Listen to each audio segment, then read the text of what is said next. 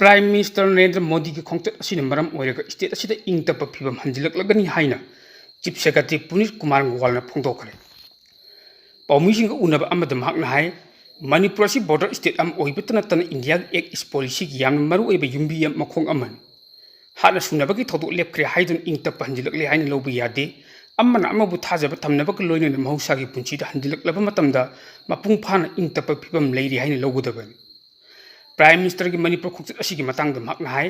आइजोल की खोंचट लोइरब मतुंग Prime Minister Narendra Modi Manipur द थुंगलगनी ngasi numit yung pung baroga minatra mga tawa matamda Churachandpur thunglabag loinana district adugi internally displaced persons sing unatunu wari sanagan matung tarakpada mahakna tongan infrastructure project sing uri yung tangbani loinana Churachandpur ki pitch ground da pungthokpa miyam gi mifam amada wangangan tharomadu loiraba matung ngasi nungthil gi pung ani ga makhai rom tawa matamda Prime Minister Imphal ki kangada thunglagani amadi district asiga IDP sing unaraga wari sanagan matung tarpada mahakna tongan project tra mari uyung tambag loinana project tra amsu sangaramgan ure uyung tambadaba project sing adudi lupa crore sing ahongga chatruk nifuttari changadaba Manipur urban road drainage and asset management improvement project lupa crore changa ga yankhairam changadaba Manipur impact development project lupa crore chama ga nifun thoiram changna mafam mapanda semgatgadaba working women hostel lupa crore chama ga suna manga changadaba singi manung hanjin mafam singda super speciality amadi speciality oiba health care phanganaba thorang lupa crore kuntharam changadaba polo ground gi akoi budi infrastructure semga sagatpa lupa crore chama ga kuntha mari changadaba district ta maki high school amadi higher secondary school chama ga kungi phibam phagat hanba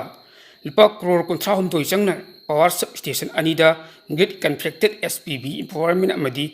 MWAC gi mengi floating SPV power plant install toba lupa crore chama ga suna ani changna rural connectivity education amadi tourism ga mari linaba project sing lupa crore kuntha ga taruk changadaba khumal lampa sports complex ta multi purpose indoor stadium saba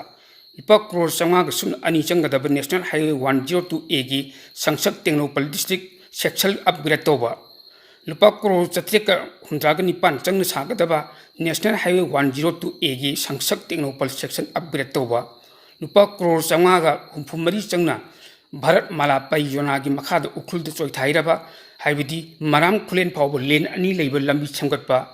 lupa crore changa ga yankhai manga changna marem gi khora degi jesami section phawba len ani leiba lambi chamgatpa amadi lupa crore chama humphum manga changna jesami dagi lenen bridge phawba len ani leiba lambi chamgatpani hair sangha ga dolba project sing lupa crore chama humphum mai changna New Delhi gi darka to saba Manipur Bhawan lupa crore nifun to changna Kolkata gi sel lek to saba Manipur Bhawan lupa crore yankhai gi taruk changna Kangla gi nongpok thangba torban gi ani suba phase crore chama gi sumna ama changna Manchipu hi de sahiba police headquarters singi haina pawo sin makhatari nakalamromda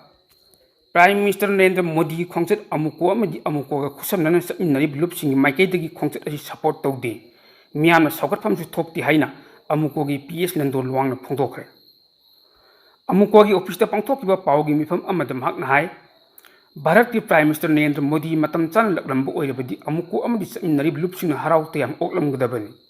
adubu Bharat ki Prime Minister na Manipur miyam gi wakat tabi khidaba thawai gi malkhangbi khidaba mit ki pi ubi khidaba amadi Manipur apunba saktam bu kai hen nabu hotnai bi yalhomi sing bu thawai sa daba amadi Prime Minister gi media bu Narendra Modi bu haraute yam okning bi apam leitabani hai mahakna hai lamdam masigi tholi bi sei ani makai helab lal asi da hojik sumiya kaya am awaba chething khangle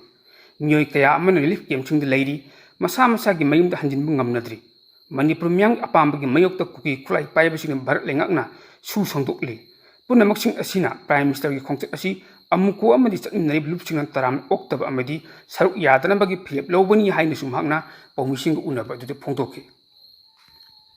lamdam masigi mama oibi sing Manipur tholi bu lan manungda khutta salai tai ki phiral paidun khongjang tawsin khibasingna lupa changwa natraga lupa lising ma piaga Prime Minister Narendra Modi lakpo okusi haina horko matamda mama oibising yafam thokti haina ima gi maira gi lucingbi tie sujatana mama oibising de phongna appeal tawkhre wafam masi PPM ima gi maira amadi awang sikmai kanba nupi lupna lamdam masi oiba tongan maira paibising ga khusam natuna National Highway number 2 da free movement याहलू लोइनना दाबी तौदुना था असि तंग मंगादगी सेकमाई बाजार चंगसिलक्किब खोंजंग सरुक याखिबी इमासिंगी मफमदा महक फोंदोखिबन महक हाय खोंजंग अदुद सरुक याखिबी मैरा पाइबिसिंग वांगांगलदुन टी सुजताना थोलिब लान मनुंग खुद सलाई तैकी फिराल पाइदुना खोंजंग चौसिनखिब ममा ओइबिसिंग अमदी मियामना बीजेपी की फिराल पाइदुना नरेंद्र मोदी बु ओक थोफम थोक्ति हाइनसु महकना मखाताना फोंदोखि नकल अमरोमदा प्राइम मिनिस्टर मणिपुर लाकनी हाइना थौरांग तौरिंगी मरक असिदा KSO सदर हिल्स नुमित असिबु कुकी ब्लैक डे हाइना लौथोक्तुना लेखिद्रब कुकी फैमिली कयागी इमुंगदा सॉलिडारिटी अमसुंग इकाई खुमनब उत्तुना पालन थौरम पांगथोक्कदौरि Kuki students organisation Sadar hills की department of information and publicity ने थोलकप चेरोलमगी मतुंग इन्ना कुकी ब्लैक डे पालन थौरम असिग मई लेनेना कांगपोक्पी डिस्ट्रिक्ट लेगिबा गवर्नमेंट ऑफिस गवर्नमेंट अमसुंग private school अमदी कॉलेजिंग पुनमक full day holiday लौथोक्तुना थौरम असी पांगथोक्नबा खंगहल्ले इंस्टीट्यूशन खुदिमक नुमित असी इकाई खुमनब उत्पग लोइनना थौरम असी पांगथोक्लनबा खंगहल्लिबन KSO सदर हिल्स की वॉलंटियर्स माइकई इंस्टीट्यूशन थौरम असी पांगथोक्प्रा नत्रगा पांगथोक्तब्रा हाइबदु मपुंग फारम मॉनिटर तौगन करिगुम थौरम असी पांगथोक्लमदबदगी पामदब थौदोक्सिंग थोलक्प तारबदी इंस्टीट्यूशन अदुना मदुद थोलक्प अफफतगी दायित्व मसाना पुगदबन KSO सदर हिल्स मसीगी दायित्व अमत लौरोय मियानस नुमित असिबु हाइबदी प्राइम मिनिस्टर नरेंद्र मोदी लाक्लिबा ngasiगी नुमित असिबु ब्लैक डे हाइना प्रेयर हाइना पालन पांगथोक्तुना लेखिद्रब भेक्टिंग ममसि मखोई इमुंग मनुंग सॉलिडारिटी अमसुंग इकाई खुमन उन्नबा खंगहल्ले मरक असिदा कांग्रेस के प्रेसिडेंट K मेघचंद्रन प्राइम मिनिस्टर नरेंद्र मोदी के मणिपुर खोंचत असी पीस अमसुंग जस्टिस की प्लांचिंग वार्प इचम चम खोंचत अमनी हाइरे प्राइम मिनिस्टर नरेंद्र मोदी की माइकईदगी मणिपुर खोंचत का मई लेनेना लुपा करोड़ लिसिंग निपान चंगा की प्रोजेक्ट पाइखटनब थौरांग तौरबसु स्टेक होल्डर खुदिमक उनदुना वरी सानबगी फिबम लेतबसी यामना निंग काइनिंगाइनी सही अनी हेलब मणिपुर थोलिब कांग इरांग असि मपुंग फान लोइसिननबगी दमक्ता कंक्रीट ओइबा रोड मैप अमा मथौ ताइ चुराचंपुर प्राइम मिनिस्टर नरेंद्र मोदी लापग मई लेने संग सगलबसिंग यखाई तुगाइखिबा अमदी लोकल मियामना तंगदु लेतादब फिबम अमा मयुक्नरिबसिगी मतांगदा महकना हाय BJP लेंगांग स्टेट असिगी लैरिब इशूसिंग असी हौजिक फावबद कोखनम ngамदन लैरि हाइना नाहकना नेशनल मीडिया की खुथांग फोंदोक्की हाइरि कांग्रेस की लुचिंग राहुल गांधी प्राइम मिनिस्टर नरेंद्र मोदी मणिपुर चलिब खोंचत असी तराम ओकपगी वफम फोंदोक्खरे पाउमीसिंग उनब अमद राहुल गांधी हाय मणिपुर की वाथोक असी मतम सांग लोइसिनब ngамदन लैरि प्राइम मिनिस्टर मणिपुर चलिब असी याम अफब खोंथांग अमनि अदुबु लैबाक असी ओइना ख्वाइदगी मरु ओइरिब इशूदी भोट चोरी की मतंगदनि हरियाणा अमसुंग महाराष्ट्र की मिखल की फल लौथोक सेमजिन सजिनब तौखिबग लोइनना प्राइम मिनिस्टर बु भोट हुरानबनी हाइना लेबाक मियामना मराल सिरी हाइना वफमसु महकना फोंदोक्खे महकना हाय कुमजा 2023 की मे थादगी हौना मैतै अमदी कुकी फुरुक की हात नसुनबगी थोदोक थोखरब मतुंग प्राइम मिनिस्टर मणिपुर चटपा हंदकी हसिन आन खोंचत ओइरिबने कांगरुक इरांग असिन मरम ओइरगा मियु चनी को हुंफु हेने सेनखिबा अमदी इमुंग लिसिंग कया अमा मयुम मकै लेहेंद्रिबन मदुना मरम ओइरगा हौखिबा फेब्रुवारी थादा मतम अदुगी चीफ मिनिस्टर N Biren फम थादोखरब मतुंग प्रेसिडेंट रुल थमदुन लाखि मतम सांगना मणिपुर की मतंग कई बुनु वफम अमत फोंदोक्तुन लाखिबा प्राइम मिनिस्टरना मणिपुर ngasi चलिबसी याम अफब खोंथांगनि हाइना लौफम थोए अदुम ओइनमक लेबा असिगी ओइना ख्वाइदगी चावब इशू अमदी खुदोंचादब कयादी भोट चोरी की मतंग असिनि हाइनासु राहुल गांधी ने मखाताना फोंदोक्की हाइरि तसेंगना हाइरबदा स्टेट असिगी मियामना पामलिबदी थोकलिब इरांग असि अतेनबा मतंगि मनुंगदा लोइसिनब होटनदा स्टेट असिदा लैरिब नेशनल हाईवेसिंग मईतैसिंग मनिंग तमना अयत अपन यावदुना चथोक चसिन तौबु याहनबा इरांग असिदा मयुम मकै थादोक्तुन रिलीफ कैम्पसिंग लैरिब IDP सिंग मसा मसागी मयुमदा हंदिलहनबा लोइनना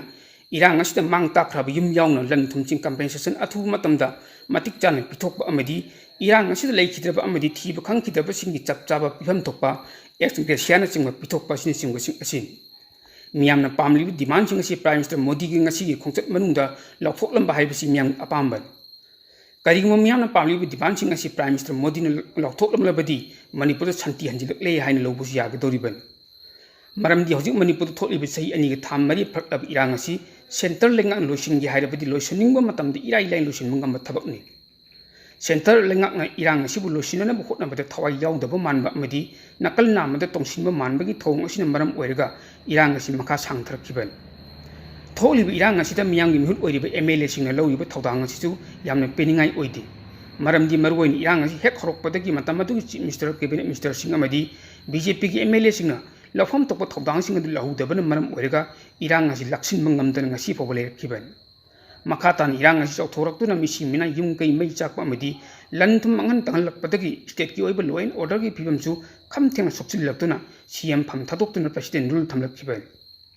ꯍꯧꯖꯤꯛ ꯁ꯭ꯇꯦꯠ ꯑꯁꯤꯗ ꯄ꯭ꯔꯁꯤꯗꯦꯟ ꯔꯨꯜ ꯂꯩꯉꯥꯛ ꯁꯥꯁꯟ ꯆꯠꯊꯔꯛꯄ ꯊꯥ 6 ꯃꯄꯨꯡ ꯐꯥꯈ꯭ꯔꯦ ꯑꯗꯨꯕꯨ ꯃꯄꯨꯡꯗꯤ ꯑꯣꯏꯅ ꯌꯦꯡꯕꯗ ꯁ꯭ꯇꯦꯠ ꯑꯁꯤꯒꯤ ꯑꯣꯏꯕ ꯂꯣ ꯑꯦꯟ ꯑꯣꯔꯗꯔꯒꯤ ꯐꯤꯕꯝ ꯑꯁꯤ ꯃꯄꯨꯡ ꯐꯥꯅ ꯃꯍꯧꯁꯥꯒꯤ ꯐꯤꯕꯝꯗ ꯍꯟꯖꯤꯜꯂꯛꯂꯦ ꯍꯥꯏꯕꯗꯤ ꯌꯥꯗ꯭ꯔꯦ ꯃꯔꯝꯗꯤ ꯇꯝꯄꯥꯛꯇ ꯃꯄꯨꯡ ꯐꯥꯅ ꯌꯦꯡꯕꯗ ꯏꯔꯥꯡ ꯑꯁꯤ ꯅꯤꯡꯊꯤꯅ ꯐꯖꯤꯜꯂꯛꯂꯕꯁꯨ ꯆꯤꯡꯗꯗꯤ ꯂꯣ ꯃꯄꯨꯡ ꯐꯥꯅ ꯆꯠꯅꯗꯕꯒꯨम ꯃꯈꯣꯏꯅ ꯇꯧꯅꯤꯡꯕ ꯊꯕꯛꯁꯤꯡ ꯍꯤꯡꯁꯥꯒꯤ ꯃꯥꯡ ꯊꯥꯔꯒ ꯆꯠꯊꯔꯛꯄ ꯃꯇꯝꯗ ꯊꯤꯕ ꯍꯥꯏꯕꯗꯤ ꯊꯤꯡꯕ ꯉꯝꯗꯕꯒꯤ ꯐꯤꯕꯝꯗ ꯂꯩꯕꯁꯨ ꯌꯥꯎꯔꯤꯕꯅꯤ ꯈꯨꯗꯝ ꯍꯥꯏꯕꯕꯨ ꯏꯟꯗꯤꯌꯥꯒꯤ ꯄ꯭ꯔꯥꯏꯝ ꯃꯤꯅꯤꯁꯇꯔ ꯂꯥꯛꯀꯗꯕ ꯄꯨꯡ ꯈꯔꯗ ꯉꯥꯏꯁꯤꯜꯂꯛꯂꯕ ꯃꯇꯝꯗ ꯍꯥꯏꯕꯗꯤ ꯆꯨꯔꯥꯆꯥꯟꯄꯨꯔ ꯗꯤꯁꯇ꯭ꯔꯤꯛꯀꯤ ꯍꯦꯗꯀ꯭ꯋꯥꯇꯔꯗ ꯂꯩꯕ ꯄꯤꯁ ꯒ꯭ꯔꯥꯎꯟ ꯑꯃꯗꯤ ꯃꯁꯤꯒꯤ ꯑꯀꯣꯏꯕꯗ ꯀꯨꯀꯤꯁꯤꯡꯅ ꯏꯔꯥꯡ ꯍꯧꯔꯛꯇꯨꯅ ꯃꯤꯐꯝ ꯑꯁꯤꯒ ꯃꯔꯤ ꯂꯩꯅꯅ ꯁꯦꯝꯒꯠ ꯁꯥꯒꯠꯂꯤꯕ ꯄꯣꯠꯂꯝ ꯀꯌꯥ ꯑꯃꯥꯡ ꯑꯇꯥ ꯊꯣꯛꯍꯟꯕꯇ ꯅꯠꯇꯅ ꯃꯩ ꯊꯥꯗꯣꯛꯄ ꯌꯥꯎꯈ꯭ꯔꯕꯅꯤ ꯃꯁꯤꯗꯁꯨ ꯀꯔꯝꯅ ꯆꯤꯡꯗ ꯂꯣ ꯑꯦꯟ ꯑꯣꯔꯗꯔ ꯉꯥꯛꯅ ꯆꯠꯂꯤ ꯍꯥꯏꯒꯗꯧꯔꯤꯕꯅꯣ